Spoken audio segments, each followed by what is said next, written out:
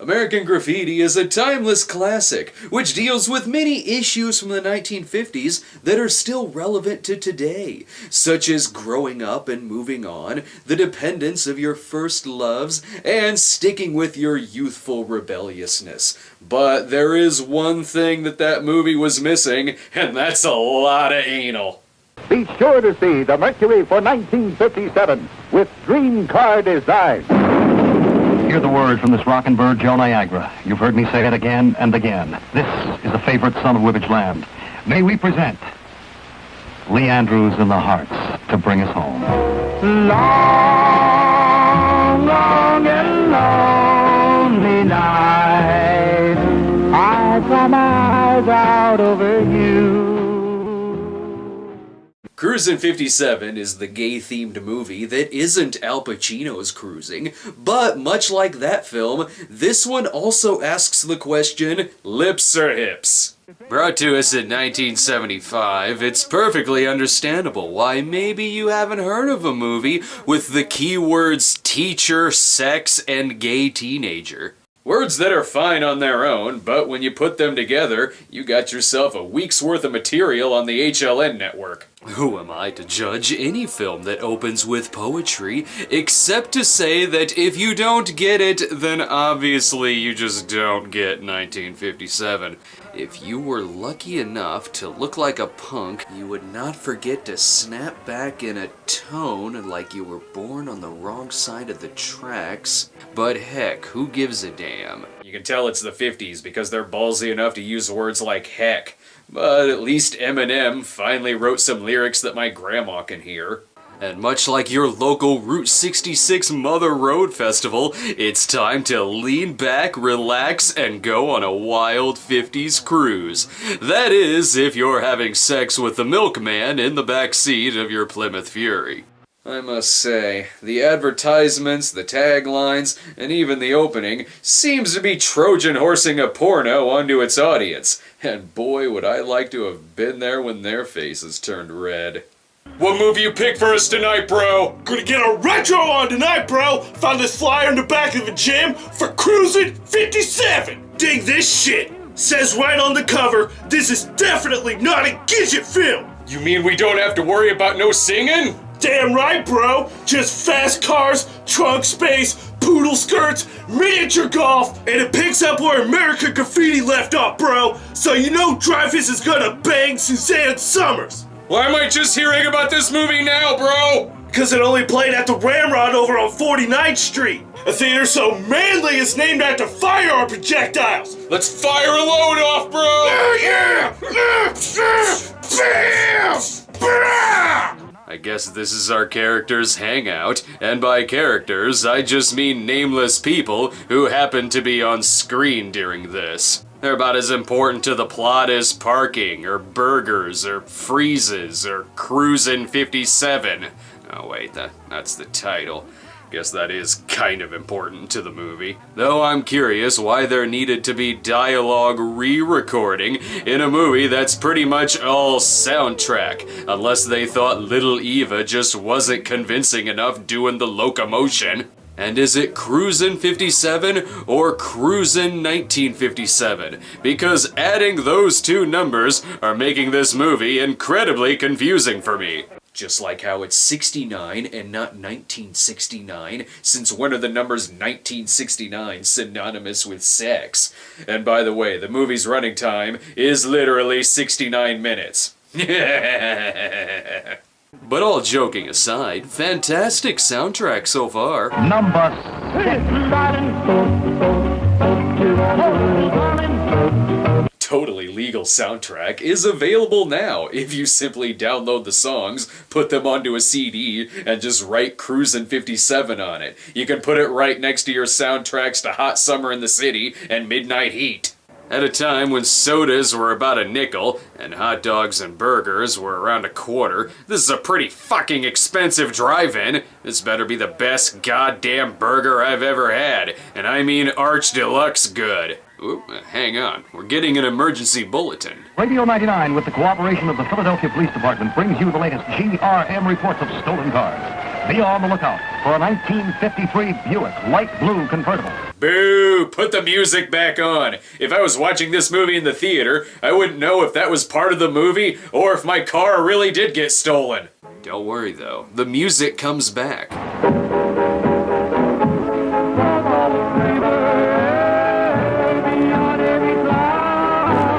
Well, thank you, movie. As you may know, I only watch gay pornos if they have the same soundtrack as Martin Scorsese's After Hours, thank you very much. Yeah, fucking 1950s hipsters and their retro love affair with RCA Victor phonographs and Edwin Armstrong modulation radios. And I'm guessing this questionable line reading is done ironically, too. Kind of cool. We were like that the other day.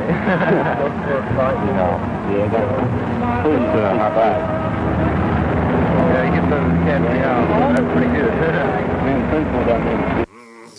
Is it too late to have someone re-record the dialogue?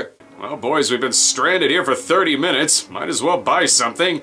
How about a Salisbury steak for $2.25? Or you could use that money on 5 hamburgers. The soundtrack is so real, it's like it's actually playing off of the radio. They even included the commercial breaks. That's right, the Ginsburger is now being served at Adventure Car Hop. I designed it. I planned it. I tested it. Ah yes, the Ginsburger, named after Allen Ginsberg, a prominent poet of the Beat generation. Here having a burger named after him in a 42nd Street movie made for the beat-off generation.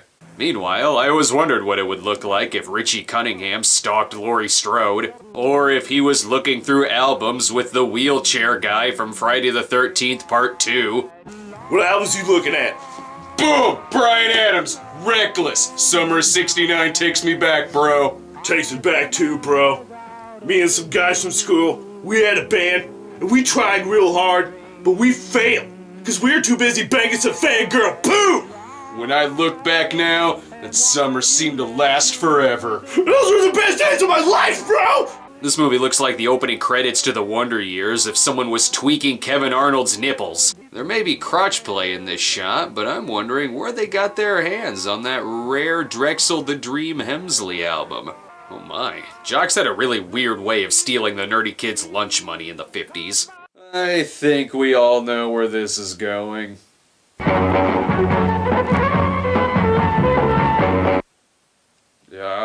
I was gonna say that they're gonna put on their Johnny Ace albums, but barebacking it works too, I guess. I think I know what the direction of this movie was like. You look depressed. Now smile for us. Okay, good. At one point, he looks at the camera to signal to the director that you can see the boom mic at the bottom of the screen. I still have to black box it because it's right next to a dick. Forget Lords of the Flatbush, this is Lords of the No Bush. Those bros look awfully close, bro! Relax, bro. It was hard to keep entertained back in the 50s. Sometimes you just needed a mouthful of Cracker Jacks to fit in with the cool kids. I don't know if I want a mouthful of Cracker Jacks! Then you ain't gonna get the prize. A kiss on the cheek from the homecoming queen after scoring the final touchdown against those pussy Live Fear Lions! You talking about Susie Q? You're damn right I'm talking about Susie Q! I guess they're done since they go back to looking through their albums. What, again? So soon? But I just gave you a thrill on my Blueberry Hill. Too bad, because now it's time to order another hot dog from Teenage Ted Koppel. A fight soon breaks out, but all this editing is just making me hungry for a lot of junk food. It's rare that you leave a gay porn, and the phallical object that you want in your mouth literally is a hot dog. All this gay sex and Ginsburgers have made them late for school. At least I assume this is their school. School days, dear old golden rule days. High school, back alley of Boys Town. 1970s New York was, interesting. Or, sorry, 1950s New York. Because here comes the soundtrack again. Daddy's home. Daddy's home. The days when you could go up to a schoolgirl and say, "Daddy's home," and it was considered romantic. I can only assume this guy is getting bullied because he accidentally wore his Makin' It cosplay on 50s Day. And this classroom is giving me some major Curse of Bigfoot flashbacks. I am fully expecting big hairy men to turn up in this movie, but the second Bigfoot makes an appearance, I will keep watching the movie, but I'm gonna be very angry about it. But like any good Marvel movie, at least we got a Thor cameo. There is some major PDA going on here. They're just getting ready for the Enchantment Under the Desk dance. And look, it's also Bring Your Lamp from Home Day. With all the looking into the camera during this, I would appreciate the people in my pornos not looking me in the eye and judging me while I watch this. If I wanted that, I'd go to a strip club, not a porno theater. This class doesn't seem too bad, though. At least they get to listen to their music. Dreaming, I'm always dreaming. Somehow I always knew that the dreams that Johnny Burnett was singing about was blowing a dude underneath the desk during a class lecture. A lecture, by the way, from Professor Bad Accent. And I also hope that you remember when things grow bigger and bigger. Well, that guy is sleeping with his students. And I can read this about as well as I can hear the dialogue. Doesn't matter, as long as I can still hear those bitchin' tunes. I could see, am I the boy that... Did this movie just skip through a song that it doesn't like? I thought you had to sit through an ad before you could do that. But just remember, you only got 4 skips left in this hour. Daddy's home. Daddy's home. He's dead. With all the sex they had in class, it makes sense that they'd have to make up time to study. What are you reading? I'm reading something about Eisenhower. Quite a guy, isn't he? I never thought I'd see someone use Eisenhower as small talk before they start boning, though that does explain why the girl earlier in the movie was wearing an I like Dyke button. I never thought I'd hear this about Eisenhower either. It must have given you an instant boner. That is goofy. Well, I guess out of all our presidents, he was the one who looked most like a penis? I don't know. I'm trying to make sense of all this. Dwight D. Eisenhower was the 34th President of the United States, as well as a 5-star general in World War II and Supreme Commander of the Allied Forces in Europe. God damn, I wanna fuck! Yeah! Richard Dreyfuss or Wolfman Jack might not be in this, but at least we got a cameo from another American graffiti star, a bottle of Old Harper. It's good stuff. Good stuff. I am totally into what we are about to do. Is it time for that 1, 2, 3 o'clock, 4 o'clock cock? And some tequila? No, hell, I'm drunk. I don't care what you do down there.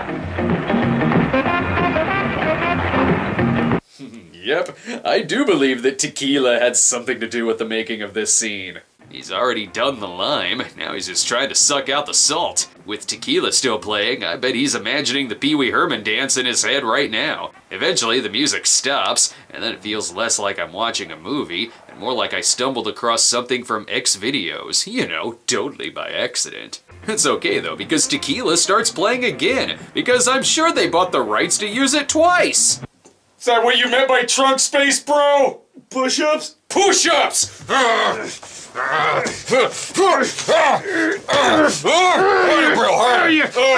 it there! Get it there! Get it up! Come on, bro! Oh, are they done? Is the Life of Riley on tonight? At least one of them knows why they were there. John, we didn't get the report done. Maybe we can get together some other time and do it. Oh, get it. Considering that the report was on Sitting Bull and Soaring Eagle, I think you nailed it. This must be his studying desk because it's got a globe on it. Luckily, they realize I can't read this shit, so the dude starts narrating it. It wasn't what I thought it would be. I feel empty from it. I don't think you'll want to see me again. March 25th, 1957. Okay, I guess the film finally decided to have a plot. Character 1 is in love with Character 2 after Character 2 decided to hit it and quit it. Yet, according to this narration, he's a rebel and he'll never ever be any good, but just because he doesn't do what everybody else does, that's no reason why he can't give him all his love. Or something like that. I think he's kind of something like I'd like to be like. He's never had any enemies. Nobody never gets any causes any friction with anybody. Well, to be fair, judging from the scene that I just saw, he causes a little bit of friction. Less story, more music. Holy blast from the future! They got a sneak peek 6 years in advance of the 1963 hit Needles and Pins. That's amazing! Those Keith Urban infomercials on how to play guitar have gotten incredibly graphic. This is made worse when you find out that he's actually looking at a couple of cats fighting over half a can of sardines. At least he did like his mom said and took this outside. Excuse me, sir. I ordered a vanilla shake, and I really don't like where this is going. The movie then begins using the song Out of Limits by the Marquettes, clearly only because it was made popular again by Tarantino in Pulp Fiction. Unfortunately, punishment for blowing his load too early is fixing the director's car. Well, here's your problem. Someone stapled a dirty rug to the side of it. This scene escalates so fast that by the time it took for me to say this sentence, one of them is already blowing the other one. This is when Chico and the man jump the shark hardcore. Literally hardcore. You better pay attention to that car, bro. The 1957 Ford Thunderbird requires a wax so bright it can only be brought on by the ass of the tightest mechanic. I don't know if I know anyone with an ass that tight, bro! Oh. But you do. What? I guess we know the radio in the car isn't broken. My heart is fine. If there's a facial in your future, then those teardrops won't be lonely for too long. And because he's looking for more pure pleasure, that's why he's smoking a Camel. What? Look at that ad and tell me that that dude isn't thinking about blowing a guy on a car. Ugh, is there small talk here too? You're expecting your next customer or friends to come in for a while. Because at the end of the day, we do run a professional auto body shop. Eventually, they take it inside because much like the car, Fonzie here is a power seat. At least I don't have to black box his hanging dice. It all ends with the two of them smiling, so I guess they end up together? I don't know, judging from the narration, this was the best summer ever. Those were crazy days. Nothing else mattered but just having fun. That's so crazy. The drive-ins, the schools.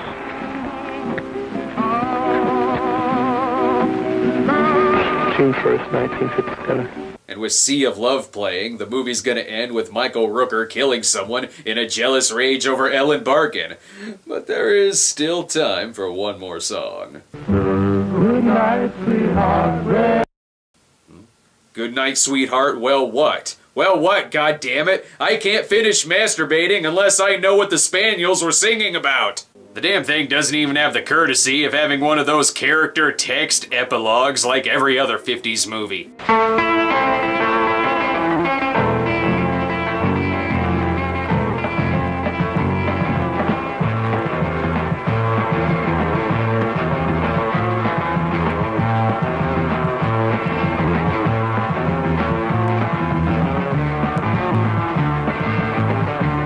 CRUISIN 57 is one of the many gay adult films brought to us from director Toby Ross, director of such other films as Boys of the Slums and My Straight Friend. Well, I think it's obvious that those are gay-themed movies, but his later titles got way more confusing. I mean, homosexual? How am I supposed to know what genre that is? CRUISIN 57 is the perfect movie if you ever wanted to watch your gay porn in the comfort of your own home while your dad's record collection plays in the background. It's just like American Graffiti, only with a lot more revving from the exhaust pipe. I like my character development told to me in dialogue and in performance, thank you very much.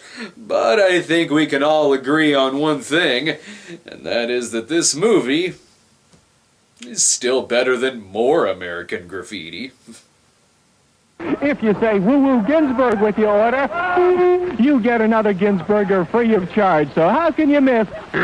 Stop out to Adventure Car Hop, Route 1 in Saugus.